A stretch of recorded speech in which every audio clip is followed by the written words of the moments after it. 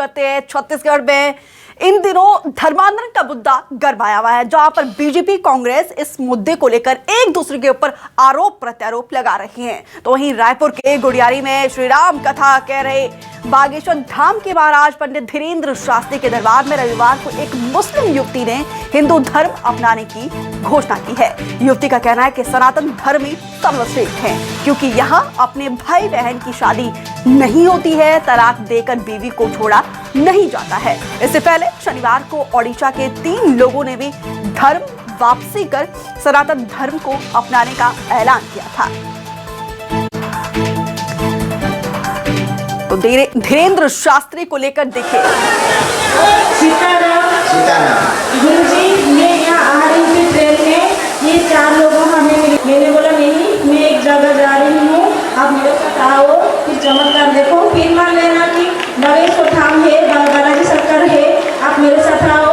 उसने कहा कि जब मेरा बेटा ठीक हो जाएगा, मैंने बोला कि हाँ ठीक हो जाएगा, बिल्कुल ठीक हो जाएगा बालाजी के आशीर्वाद से। तो वो लोगों ने मेरे बात मानकर फिर से हिंदू बोल रहे हो, किसी ने आपको बहलाया तो नहीं है?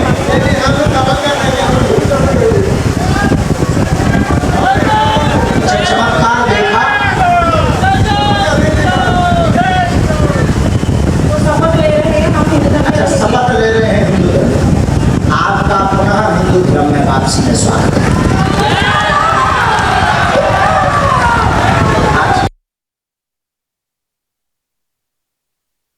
आपको तस्वीरें देखिए, जहां एक और बीजेपी कांग्रेस में जुबानी जंग तेज है, तो वहीं जिस मोटिव से धीरेन्द्र शास्त्री ने ये दरबार लगाया, उनका मोटिव ये है कि जो धर्मांतरण चल रहा है इसको रोक।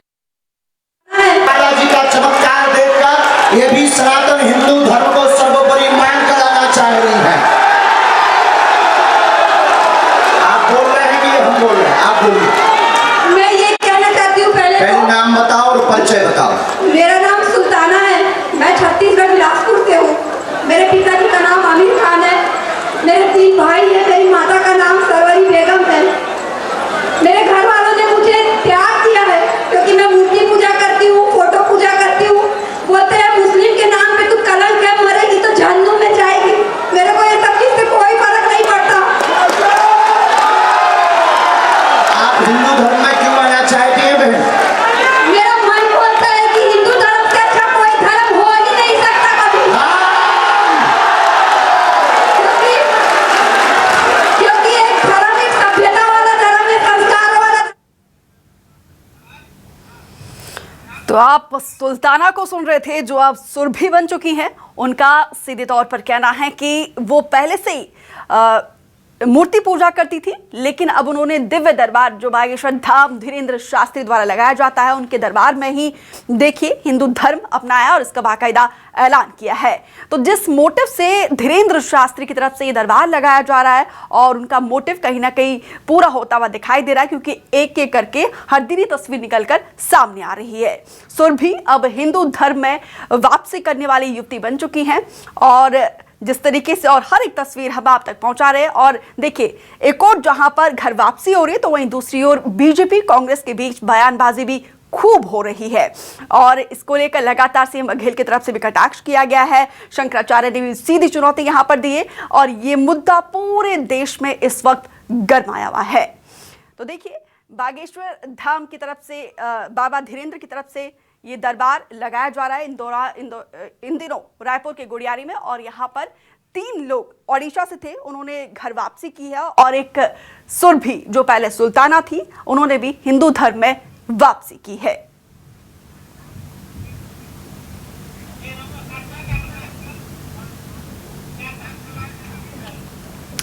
तो सुभी हमारे साथ जुड़ी हुई हैं। सुभी, मैं आपका बयान सुन रही थी, आपका जिस तरीके से आप कह रही हैं कि वो आप लंबे समय से हिंदू धर्म की मूर्ति की पूजा अर्चना करती थी, लेकिन आपने बागेश्वर धाम के बाबा धीरेन्द्र शास्त्री के दरबार को ही हिंदू धर्म में अपनाने का ये जगह आपने क्यों चुनी है?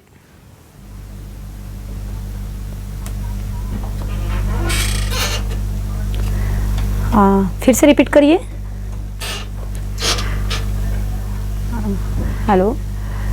सूबी जी, आपका पहले तो मैं बहुत बहुत स्वागत करती हूँ। रिपीट करिए। सुल्ताना से सूबी बनकर कैसा महसूस कर रही हैं, पहले तो ये बताइए जरा।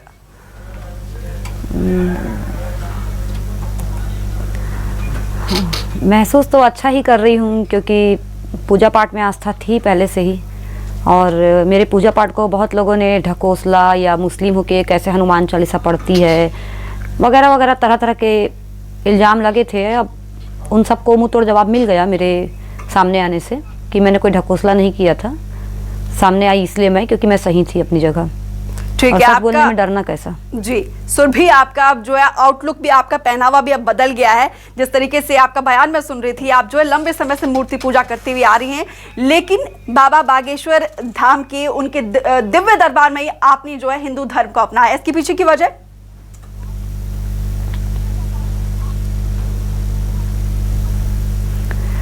वजह यह है कि मुझे कोई सही ऐसा इंसान नहीं मिला, ऐसा कोई गुरु नहीं मिला कि जो मुझे ऐसा लगे कि ये सत्य है, ये सही है, इसकी बातें सही हैं, इसमें कोई पाखंड नहीं है, दिखावा नहीं है, धोखा नहीं है जी। मुझे ऐसा नहीं मिला कोई।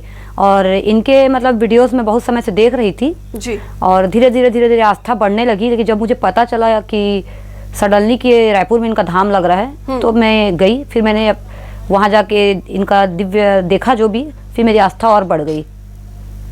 ठीक है, अब आपका दिनचर्या किस तरीके से है? पहले कैसा था और अब क्या चेंज आप अपने आप में देख पा रही हैं?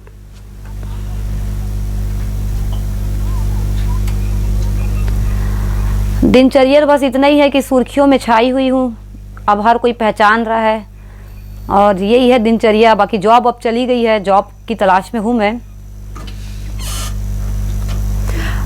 ठीक है सुभी, देखिए पहले भी मैंने आपसे ये सवाल पूछा था कि आपने बाबा बागेश्वर धाम को ही क्यों चुना है, लेकिन आपने कहा कि आप उनको लंबे समय से फॉलो कर रही थी और आपने अपनाया हिंदू धर्म को। इसी बीच आप क्या अन्य मुस्लिम महिलाओं को भी कोई संदेश देना चाहोगी?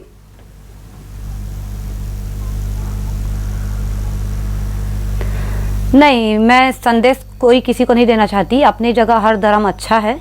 जो जिस धर्म में है उस धर्म का पूरे मन से, आस्था से अपने धर्म को निभाओ, पालन करो। जिसकी जिसमें आस्था उसी आस्था को करो। चाहे वो अगर कोई मुस्लिम है तो मुस्लिम धर्म में ही आस्था रखो, कोई हिंदू है तो हिंदू धर्म में, कोई ईसाई है तो ईसाई धर्म में। मैं किसी को ये नहीं कहूँगी कि ये धर्म में छोड़ के ये धर्म में चले जाओ। अपनी जगह हर धर्म अच्छा है। मेरी आस्था इसमें थी तो मैं इसमें आ गई, बस इतनी ही बात है। जिसकी जिसमें आस्था है वो उसमें रह सकता है। हर किसी को आज़ादी से अपना जीवन मतलब जीने का और अपनी आस्था जिसमें है उसमें रहने का अधिकार है। ठीक है सुभी, देखिए आप खुद कह रहे हैं कि हर एक धर्म एक अच्छा होता है, एक अच्छा संदेश देता है, लेकिन आपको इस्लाम धर्म में ऐसा क्या गलत लगा या फिर ऐसा क्या बुरा लगा कि आपने जो है हिंदू धर्म को अपनाया है?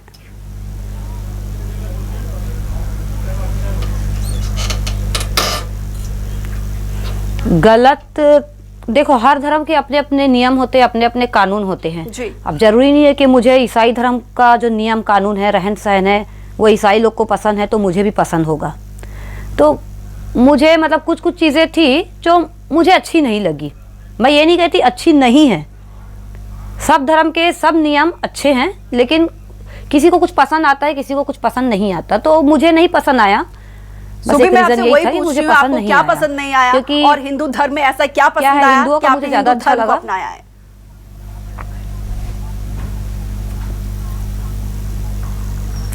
हिंदू धर्म में मुझे लड़कियों को जो मान सम्मान मिलता है वो मुझे अच्छा लगा।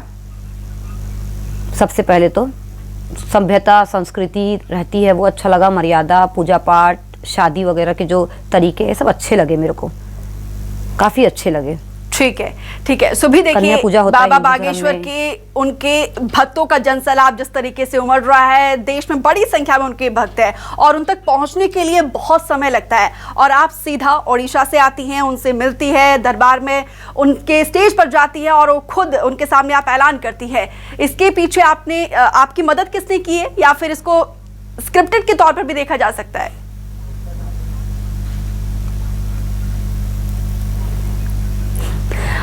देखिए, मेरी मदद किसी ने भी नहीं की। मैं दिव्य दरबार लगा था 21 तारीख का, 21 जनवरी। तो मैं वहाँ बैठी हुई थी पंडाल नंबर 3 में, और अर्जी लगाने के लिए ही गई थी मैं भी, नारियल वगैरह लेके लाल कपड़े में। और अर्जी लगाने के उद्देश्य से ही गई थी, वही बैठी हुई थी। मेरी अर्जी में नाम तो नहीं आया, बट वहाँ पुलिस कर्मचारी कुछ थे जो काम लगे हुए थे अपनी ड्यूटी में। तो एक पुलिस कर्मचारी को मैंने बताया कि मैं जन्म से मुस्लिम हूँ, बट मैं हिंदू धर्म फॉलो करती हूँ, अच्छे से पूजा पाठ करती हूँ, और ये बात मैं बाबा जी तक, गुरु जी तक जाके बताना चाहती हूँ। ये मैंने उनको कहा तो उन्होंने वहाँ के समाज के समिति के किसी को कहा, मेंबर को, तो उन्होंने वहाँ तक बात ले गई और मुझे वो खुद लेके गए। फिर समिति के अध्यक्ष जो थे मेंबर, वो लेके गए थे मुझे। बाबा गुरु जी ने नहीं बुलाया था, मैं अपनी इच्छा से बताई और अपनी इच्छा से गई। जाने के बाद उन्होंने मुझसे जो पूछा वो बताया मैंने कि हाँ मैं अपनी मर्जी से आना चाहती हूँ, पूजा पाठ भी करती हूँ, ठाकुर जी को बहुत मानती हूँ, कृष्ण जी की भक्त हूँ अच्छी खासी। ठीक है, तब तो अब आप वृंदावन जाने का भी प्लान कर रही होंगी?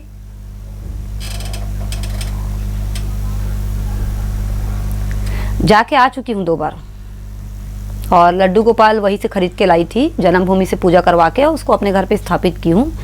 तीनों टाइम नहा वहा के उनको मतलब भोग लगाती हूँ। मेरे घर में मैगी बने, पोहा बने, जो भी बने, जैसा बने वही खिलाती हूँ। वो भी बच्चे के जैसे निवाला बना के खिलाती हूँ, जैसे एक बच्चे को खिलाया जाता है निवाले से, वैसा खिलाती हूँ। तुलसी के पत्ते भी खिलाती हूँ उनको, उनका प्रिय है क्योंकि। ठीक है, इन दौरान जो है बाबा एक छोटे बच्चे की तरह रखी हूँ। ठीक है, ठीक है। धीरेन्द्र शास्त्री के चमत्कारों पर सवाल उठा रहे हैं लोग, क्या आप उनके चमत्कारों पर यकीन रखती हैं?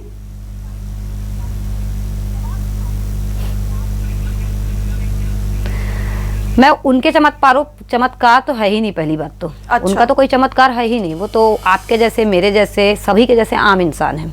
पहले तो मैं ये मानती हूँ, नॉर्मली उठते हैं जैसे सभी उठते हैं, सोते हैं जैसे सब खाते हैं। ऐसा तो नहीं है कि वो कोई सोने की थाली में खाना खा रहे, चांदी की गिलास में पानी पी रहे, तो उनकी लाइफ स्टाइल अलग है, ऐसा कुछ नहीं है। वो नॉर्मल लाइफ जीते जैसे हम सब जीते हैं। बस ये है कि उनको सिद्धि प्राप्त है, वहाँ से बागेश्वर धाम से सिद्धि, जो कुछ भी वो करते हैं वो चमत्कार नहीं करते, वो बालाजी करवाते हैं उनको माध्यम बना के। लेकिन इसके बावजूद उन पर सवाल मैंने भी इस चीज को अपने आप में महसूस किया है अभी पंडाल में। ठीक है, तो कोई एक्सपीरियंस आप साझा करना चाहेंगी जो आपने महसूस किया? मैं नहीं मानती, ये सब सवाल गलत है। हाँ, क्योंकि मैं जब 20 तारीख के रात में निकली थी कि ये सोच के कि रात में निकलूंगी तो जल्दी पहुंच जाऊंगी, पंडाल रात भर रुकूंगी तो सामने मेरे को जगह मिल जाएगी 21 तारीख के दिव्य दरबार के लिए जी, तो शायद मेरी अर्जी सुन ले या मैं कुछ बोल पाऊँ, ये सोच के मैं गई थी। लेकिन मेरी अर्जी तो स्वीकार हुई भी नहीं और मैं बैठी थी। लेकिन मैंने वहाँ बैठे बैठे चैलेंज किया था एक तरह का, बागेश्वर धाम के साक्षात हनुमान जी को और सन्यासी बाबा को।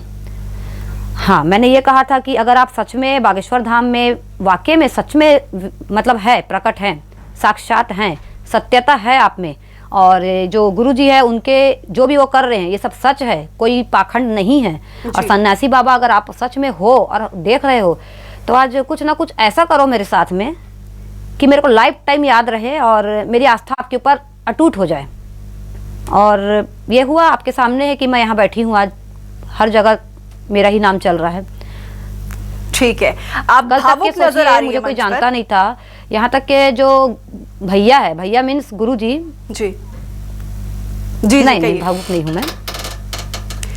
जब आप हिंदू धर्म ऑफिशियली आप अपना रही थी उस वक्त आप काफी भावुक नजर आ रही थी। इसके पीछे का संघर्ष, जिस तरीके से आप कह रही हैं कि आपके पेरेंट्स ने आपको अकेला छोड़ा था, उसके पीछे की कहानी जरा बताइए। जी,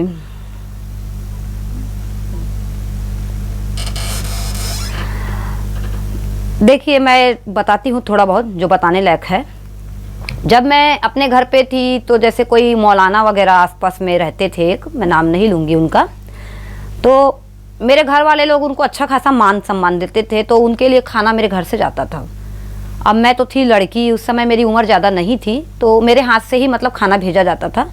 तो वो मौलाना की जो नज़र थी वो गंदी थी मेरे ऊपर, क्योंकि मुझे उनके बात करने के तरीके से नज़र से समझ में आ जाता था। तो ये चीज़ मैं घर पे एक बार बोली थी कि मैं नहीं जाऊंगी वहाँ खाना देने के लिए, तो मुझे बहुत ज़्यादा डांट पड़ी थी कि क्यों नहीं जाएगी, मतलब मैं खुल के नहीं बता पाई। तो एक तरह से मेरे अंदर में उतनी मतलब फ्रीडम नहीं थी ना मैं अपनी फैमिली की तरफ से कि मैं खुल के बता सकूँ। अगर मैं अपनी फैमिली के साथ फ्री रहती पूरी तरीके से तो शायद मैं बता पाती, लेकिन मैं अपनी फैमिली के साथ कभी फ्री थी ही नहीं, तो मैं बता कैसे पाती खुल के। और रिलेशन में ही मैं नाम नहीं लूँगी, एक भैया थे, उनकी भी गंदी नज़र थी मेरे ऊपर, लेकिन वही बता रही हूँ ना, मुझे शुरू से ही दबा दबा के रखा गया था, इसकी वजह से मैं खुल के अपने घर पे नहीं बता पाई ये सब चीज़ें। एक रीज़न ये भी है, फिर सोचती थी कि अगर मैं मुस्लिम धर्म में होती तो मुस्लिम धर्म में हिंदू धर्म में होती तो हिंदू धर्म में क्या है, लड़कियों को इज्जत मिलती है, मान सम्मान मिलता है, तो शायद वहाँ ये सब घटनाएं मेरे साथ होती ही नहीं। मेरे खुद के बड़े भाई के कुछ दोस्त थे, उनकी भी गंदी नज़र थी मेरे ऊपर। उनके मतलब बोलने के तरीके से वो सामने में अलग बोलते थे और अकेले में कुछ गंदी लैंग्वेज इस्तेमाल करते थे, पर्सनली में कुछ और बोलते थे।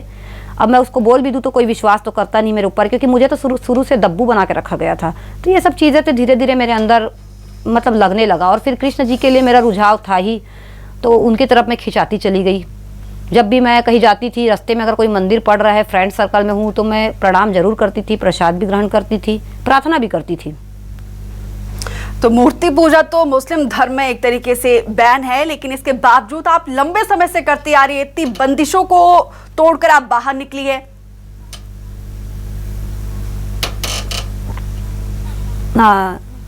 नहीं, एक्चुअली में मैं घर छोड़ दी थी।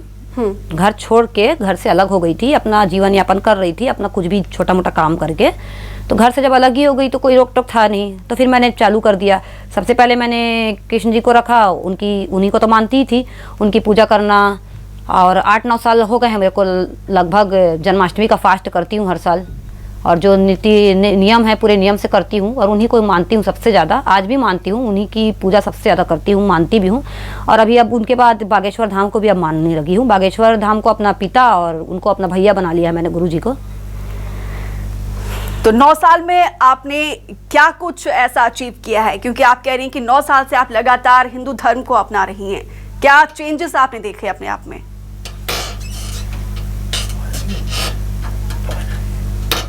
मन में शांति लगती है हनुमान चालीसा पढ़ने से।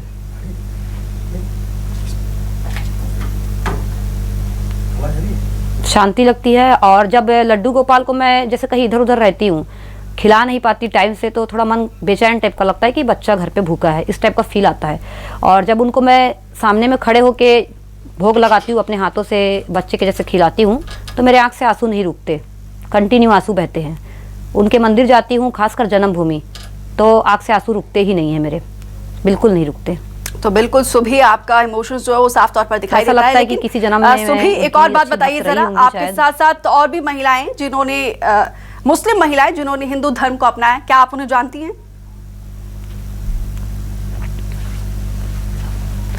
नहीं, मैं किसी को नहीं जानती और ना ही जानना चाहती हूँ। मैंने कहा ना स्टार्टिंग में ही, जिसको जो धर्म अच्छा लगता है वो करो, सबको आज़ादी है। मैं किसी को सलाह नहीं दूंगी कि तुम उस धर्म को छोड़ो इस धर्म में आओ, इस धर्म को छोड़ो उस धर्म में जाओ। जिसको जैसी इच्छा है, जैसी आस्था है, वो कर सकते हैं। आस्था में किसी तरह का किसी के ऊपर रोक टोक या दबाव नहीं है। मैं तो किसी को ये सलाह दूंगी भी नहीं कि आप ये धर्म छोड़ो और हिंदू धर्म में आ जाओ, या हिंदू धर्म छोड़ो और मुस्लिम धर्म में जाओ।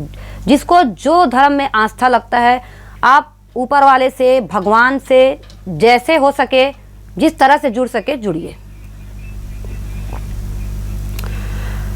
शुभी एक और बात बताइए जरा, जब कोरोना समय था तो कोई धर्म वरम का तो संघर्ष था ही नहीं। ठीक है, ठीक है। आप भूत प्रेत पे, नेगेटिव चीजों पे आप इस पर यकीन रखती हैं? हाँ, भूत प्रेत का मैं बताना चाहूंगी। उठ रही है जी। मैं आपको एक चीज बताऊंगी, मेरी लाइफ का रियल घटना बता रही हूँ जी। मैं एक जगह किराए से रहती थी, रेंट पे। वहाँ बाजू में एक ग्राउंड था, छोटा सा जगह खाली पड़ा था। वहाँ लोग बोलते थे कि यहाँ प्रेत है, रात में निकलती है 12 बजे के बाद। तो एक दिन गलती से मैंने वहाँ हाथ धो लिया था 12 बजे के बाद, गलती से। उसके बाद से मुझे घुंघरू की आवाज़ सुनाई आती थी रात में 12 बजे के बाद, पर डे। मैं सो नहीं पाती थी। लेकिन फिर मैंने दिमाग लगाया कि हनुमान चालीसा पढ़ना चाहिए, भूत पिशाच निकट नहीं आवे, महावीर जब नाम सुनावे, हनुमान चालीसा में यह है। तो मैं हनुमान चालीसा पढ़ के अपने आप को फूकने लगी, अपनी बॉडी को खुद ही, दोनों शोल्डर से, और अपने बेड के चारों तरफ फूका मैंने, और हनुमान चालीसा को अपने तकिए के नीचे, सिरहाने के नीचे रख के सोई। उस दिन से मेरे को कभी आवाज़ सुनाई नहीं आई। ठीक है। तो ये एक है ना, ये हनुमान चालीसा के बारे में जो कहा गया वो सत्य है। ठीक है, ये सुभी दास का ये अपना स्टेटमेंट है, उनका अपना एक्सपीरियंस है। लेकिन हम ये कहना चाहते हैं कि दर्शकों से कि हम किसी तरह के अंधविश्वास को बढ़ावा नहीं देते हैं। और सुभी, किस तरीके से अब आपका, जैसे कि आप कह रहे हैं कि 8-9 साल हो चुके हैं, आप रेगुलरली आपका दिनचर्या जो है एकदम हिंदू धर्म के जो लोग जिस तरीके से सुबह उठते हैं और भगवान की पूजा अर्चना करते हैं और शाम तक का, एक बार फिर से अपना दिनचर्या बताइए जरा। नहीं, गलत। मैं सबको ये बोलना चाहती हूँ, जिस धर्म में भी हो उस धर्म का पूरे तन मन से आस्था रखोगे ना, तो अगर मुस्लिम में हो तो आपको खुदा मिलेंगे, हिंदू में हो तो आपको ईश्वर मिलेंगे। मैं तो यही बोलूँगी। और मेरी दिनचर्या भी वैसे ही है। मैं सुबह उठती हूँ तो सबसे पहले तो मैं हनुमान चालीसा लगा देती हूँ मोबाइल में, वो चलता है मेरे घर पे, तो उससे वातावरण शुद्ध हो जाता है। और उसके बाद में मैं ठाकुर जी को अपने प्रणाम करती हूँ, धरती माता को प्रणाम करती हूँ, फिर अपने घर का सफाई करती हूँ, हनुमान चालीसा सुनते सुनते, भजन सुनते सुनते। उसके बाद में मैं नहाने के बाद में गर्म पानी करके ठाकुर जी को नहलाती हूँ, मतलब कान्हा जी को, क्योंकि ठंडी है, वो एक बच्चे हैं, ये सोच के मैं उनको भी गर्म पानी में नहलाती हूँ। उसके बाद उनको पूरा श्रृंगार करती हूँ। श्रृंगार करने के बाद में उनका जो थोड़ा सा भोग लगाती हूँ नाश्ता के तौर पे, जैसे मेवा, मिष्ठान, फली, मूंगफली, मिश्री, कुछ भी। उसके बाद में मैं हनुमान चालीसा पढ़ के पूरा पूजा करके गीता पढ़ती हूँ। गीता के बाद सुंदरकांड पढ़ती हूँ। सुंदरकांड के बाद मैं अपना भोजन बनाती हूँ। भोजन बना के सबसे पहले उनको निवाला बना के बच्चे की तरह अपने हाथ से बोल के खिलाती हूँ कि खाइए कान्हा जी, भूख लगी होगी आपको, ये बोल के मैं उनको खिलाती हूँ। उसके बाद में मैं लास्ट में तुलसी के पत्ते भी उनको खिलाती हूँ, क्योंकि उनका तुलसी का पत्ता उनको प्रिय है, तो वो खाने से उनकी आत्मा तृप्त होती है। जैसे हम इंसान हैं, हम खाते हैं तो हमारा मन नहीं भरता, पेट भर जाता है, तो उसी तरह से उनके साथ में भी है, उनका मन नहीं भरता, मन भर जाए पेट के साथ साथ, इसलिए मैंने उनको तुलसी पत्ता भी खिलाती हूँ। उसके बाद मैं अपना वो जो खिलाती हूँ उस चीज़ को, उनका जूठा जो है उसको मैं अपने खाने में मिला के खुद खाती हूँ, और उनका जूठा, उनको पानी भी पिलाती हूँ गिलास से मैं, फिर उनका पानी अपने पानी में मिला के खुद पीती हूँ। ठीक है, ठीक है। तो पूरी शिद्दत से आप जो है धर्म का पालन कर रही है, लेकिन सुभी देखिए, कहीं ना कहीं आपकी आस्था में कमी थी कि आपको जो है इस्लाम में आपको खुदा नहीं मिले, इसीलिए आप हिंदू धर्म में आई हैं और ईश्वर को ढूंढने की कोशिश कर रही हैं।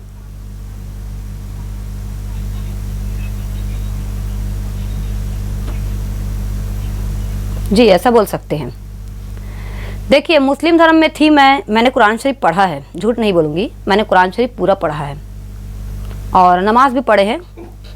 और कुरान शरीफ मैंने पढ़ा है बस है कि वो पवित्र ग्रंथ है मुस्लिम धर्म का, है ना, उसका इज्जत करती हूँ मैं, मुस्लिम धर्म का भी इज्जत करती हूँ। लेकिन कुरान मैंने पढ़ तो लिया, लेकिन कुरान में लिखा क्या है वो तो मुझे समझ में ही नहीं आया। अब जो चीज़ हम सिर्फ पढ़ेंगे और हमारे दिमाग में कुछ नहीं जाएगा तो हम उस चीज़ को फॉलो कैसे करेंगे। बच्चा स्कूल जाता है पढ़ने के लिए तो उसको टीचर पढ़ाता है, बच्चा पढ़ लेता है, बोलो आ बा, लेकिन उसका मीनिंग भी तो बच्चे के दिमाग में आना चाहिए। टीचर भी तो ऐसा होना चाहिए कि जो हमको अच्छे से पढ़ा सके। तो हमारे दिमाग में तो कुछ आया ही नहीं, शायद ये भी एक रीज़न हो सकता है। ठीक है। जैसे हिंदुओं में कथाएं होती हैं, भागवत कथा, रामायण और शिव महापुराण, और मुस्लिमों में तकरीर होते हैं, लेकिन टाइमिंग का बात है ना, तकरीर रात में होता है, जब हम आधी नींद में होते हैं तो दिमाग में आता नहीं है, तो ये सब चीजें भी हो सकती है। और फिर देखिए, किशन जी एक और सवाल मैं आपसे पूछना चाहूंगी, लफ्जियात को लेकर आपका क्या कहना है? कहा जाता है कि हिंदू लड़कियों को टारगेट किया जाता है और उन्हें कन्वर्ट किया जाता है, इस पर आपका बयान?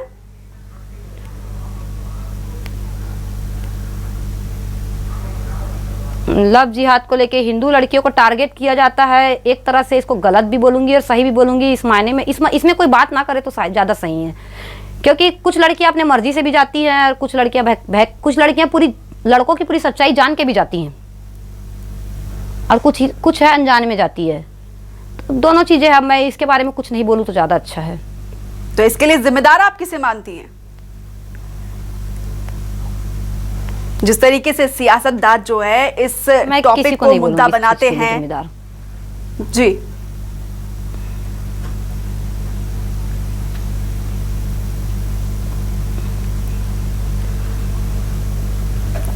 सुभी, क्या आप तक मेरी आवाज पहुंच पा रही है?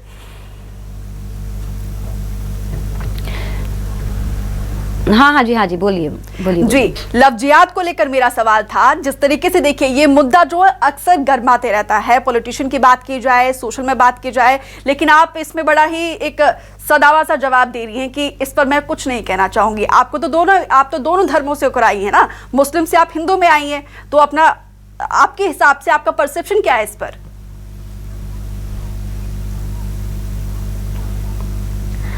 देखिए मेरी एक आदत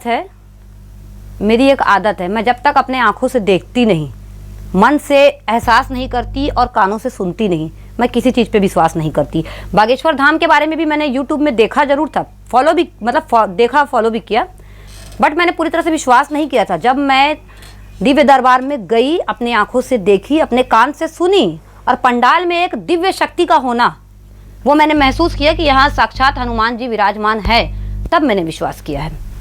ठीक है, लेकिन बागेश्वर धाम बाबा जी को लेकर सरकार के ही कुछ लोग, कुछ मंत्री, दिग्गज नेता वो चमत्कार को ढोंग बता रहे हैं, इस पर आपका स्टेटमेंट?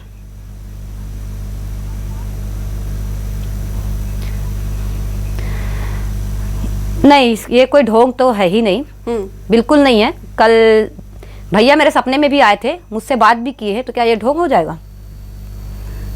अच्छा, सपने में क्या कहा? मुझसे बात किए हैं, तो क्या ये ढोंग हो गया?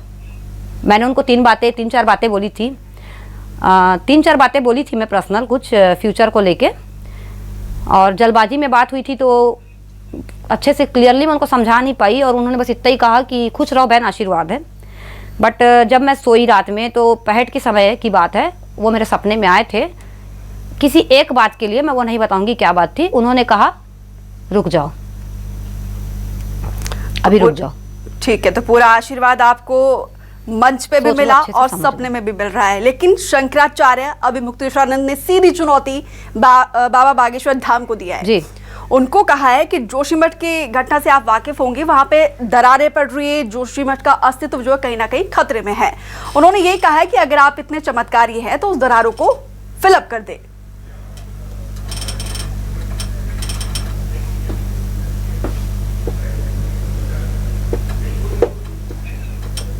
आवाज कट गई आपकी, क्या मेरी आवाज पहुंच पा रही है?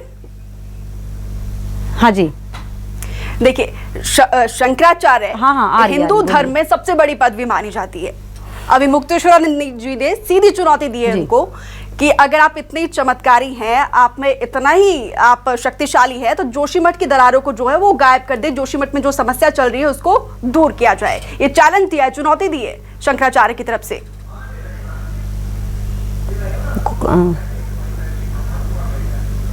कौन सी समस्या चल रही है मुझे थोड़ा बताएंगे?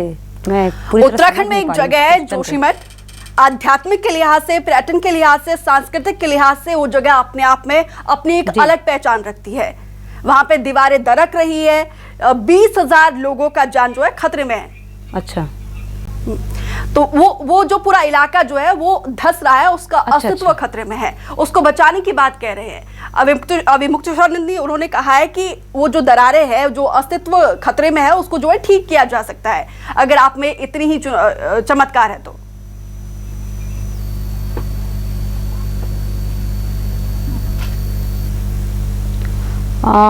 अब इसके लिए मैं क्या बोलूं, लेकिन मेरे को विश्वास तो पूरा है भैया के ऊपर, क्योंकि मैं अभी तक के ये सब चीज़ तो मैं सुनी नहीं हूँ, मैं दिव्य दरबार का ही जानती हूँ। लोग इतना पता है कि जो भी आया है अभी तक के, और जिसको भी इन्होंने बताया है कि तुम्हारा फ्यूचर ऐसा होगा, तुम फ्यूचर में ये बनोगे, कोई इंसान आज तक पलट के नहीं आया है ये बोलने के लिए कि आप ये बोले थे, ये काम तो हुआ ही नहीं, आपका ये बात झूठ निकल गया। तो कुल मिलाकर विश्वास करती हूँ। ठीक है, ठीक है, तो चलिए आपका भरोसा बना रहे। फिलहाल आप हमारे साथ जुड़ी, शुभी आपने पूरा एक्सपीरियंस साझा किया, इसके लिए आपका बहुत बहुत शुक्रिया। तो धीरेन्द्र शास्त्री के दरबार में सुल्ताना से शुभी बनी है, उन्होंने पूरा अपना एक्सपीरियंस साझा किया है न्यूज़ 24 मध्य प्रदेश छत्तीसगढ़ पर। इस बुलेटिन में फिलहाल मेरे साथ इतना ही, दीजिए इजाजत, नमस्कार।